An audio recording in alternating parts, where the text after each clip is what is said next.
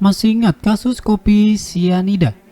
4 tahun berlalu, kini sikap Jessica Wongso berubah drastis dan lebih senang mengurung diri. Ya, kasus tersebut telah merenggut nyawa dari Mirna Solihin. Tersangka kasus tersebut tak lain dan tak bukan adalah teman dekatnya sendiri, yaitu Jessica Wongso.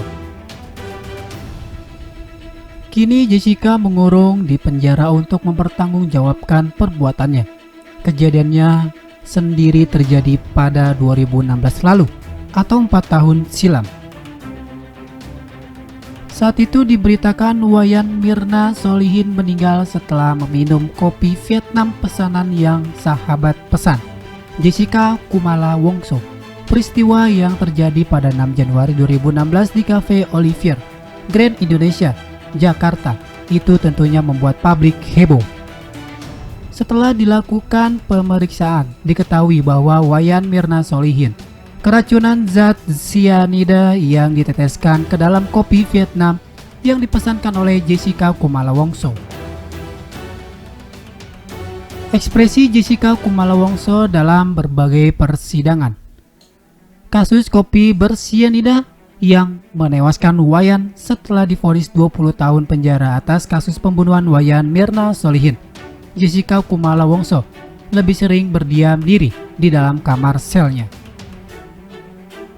Dilansir dari Tribun Pekanbaru.com, Jessica Kumala Wongso tampak menjadi pendiam setelah kasus pembunuhan yang menyeret namanya itu. Jessica belakangan ini setelah sidang putusannya jadi lebih banyak di kamar aja, kata Ika Yusanti, Kepala Rutan Pondok Bambu saat itu, saat dihubungi pada Sabtu 19 September 2016. Petugas lapas pun tidak tahu. Yang pasti apa yang menyebabkan Jessica Kumala Wongso berubah. Mungkin merenung atau berdoanya sekarang di kamar. Jess, keluar kamar kalau dibesuk sama orang tuanya saja, kata dia. Sebelumnya, Jessica Kumala Wongso terbilang rajin bersembahyang di wihara. Sejak awal masuk ke rutan Pondok Bambu pada 27 Mei 2016. Jessica Kumala Wongso hampir setiap pagi dan siang hari bersembahyang di wihara. Jelas sidang pembacaan putusannya pada 27 Oktober 2016, bahkan ia mengajak ibunda dan pamannya untuk bersembahyang bersama di wihara rutan sehari sebelum sidang vonis kasusnya. Jessica sempat menyatakan kepada ibunda dan penasihat hukumnya, dirinya yakin akan divonis bebas. Namun takdir berkata lain. Pasalnya dalam sidang putusan di Pengadilan Negeri Jakarta Pusat pada 27 Oktober 2016, Jessica terbukti bersalah atas pembunuhan berencana terhadap sahabatnya, Wayan Mirna Solihin. Lama tak tersorot, kabar baru muncul dari Jessica yang kini tengah menjalani masa tahanan. Kabar tersebut bahkan membuat mantan pengacara Jessica Kumala Wongso, Otto Hasibuan, bersedih. Dikutip dari Grid.id pada Rabu 2 Februari 2019. Otto menjelaskan bila upaya Mahkamah Agung menolak permohonan peninjauan kembali yang diajukan Jessica.